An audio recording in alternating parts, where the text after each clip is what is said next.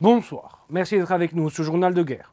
Au 233e jour de la guerre entre le Hamas et Israël, voici ce qu'il fallait retenir de la journée à 19 h.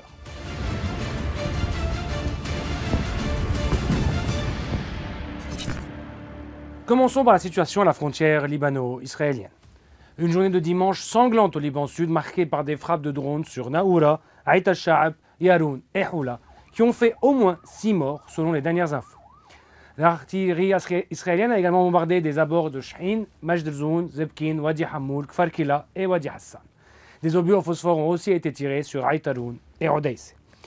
De son côté, la formation pro-iranienne a revendiqué des attaques contre les sites israéliens de Jalal al-Alam, Abbès, Zebdin, Liman et Habouchit en Galilée occidentale. Un barrage d'une soixantaine de roquettes a également été tiré sur le nord d'Israël vers 18h30 par le Hezbollah. Sur le terrain, à Gaza, l'escalade s'est poursuivie avec de nouvelles frappes aériennes et des tirs d'artillerie sur les zones du nord de la bande de Gaza, du centre et du sud dimanche. De son côté, l'armée israélienne a déclaré qu'au cours de ces dernières 24 heures, elle avait détruit, je cite, plus de 50 cibles terroristes dans la bande de Gaza. Fin de citation. Dans la nuit de samedi, le porte-parole des brigades Al-Qassam, Abu Ubaïda, a déclaré que le groupe palestinien avait pris pour cible des forces israéliennes dans un tunnel du camp de Jabalia et que tous leurs membres ont été tués, blessés ou faits prisonniers. Cependant, l'armée israélienne a nié l'enlèvement de tout soldat dans une déclaration sur Telegram.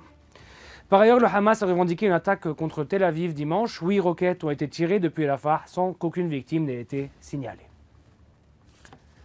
Le bilan humain depuis le début de la guerre à 19 h, heure de Beyrouth. Du côté de Gaza, le ministre de la Santé a recensé près de 35 984 tués parmi les Palestiniens depuis le 7 octobre. Du côté israélien, approximativement 1200 morts sont toujours officiellement recensés depuis le début du mois de novembre 2023, un chiffre qui n'a toujours pas évolué selon les données officielles, malgré des annonces régulières de soldats tués dans les combats.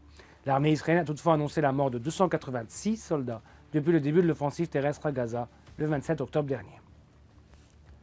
Au niveau diplomatique, le Premier ministre israélien Benjamin Netanyahou devrait réunir son cabinet de guerre aujourd'hui à 21 h pour discuter des derniers efforts en vue d'une trêve à Gaza et d'un accord sur la libération des otages, a déclaré un haut fonctionnaire à l'AFP. Oussama Hamdan, un haut responsable du Hamas, a déclaré que, je cite, la balle est dans le camp de Netanyahou. Il a ajouté que la dernière proposition de cessez-le-feu faite par le Hamas, je cite, représente le minimum qui réponde aux demandes de notre peuple et de notre résistance. Fin de citation. Toujours dans l'actualité, lors d'une conférence de presse à Bruxelles, le responsable de la politique étrangère de l'UE, Joseph Borrell, a souligné la nécessité d'une autorité palestinienne forte pour faire la paix. Merci de nous avoir suivis sur Ici Beyrouth. On se retrouve demain pour un autre résumé de la situation. Vous pouvez suivre toute l'actualité concernant cette guerre sur notre site www.icibeyrouth.com sous la rubrique Guerre Israël-Hamas ainsi que sur nos réseaux sociaux.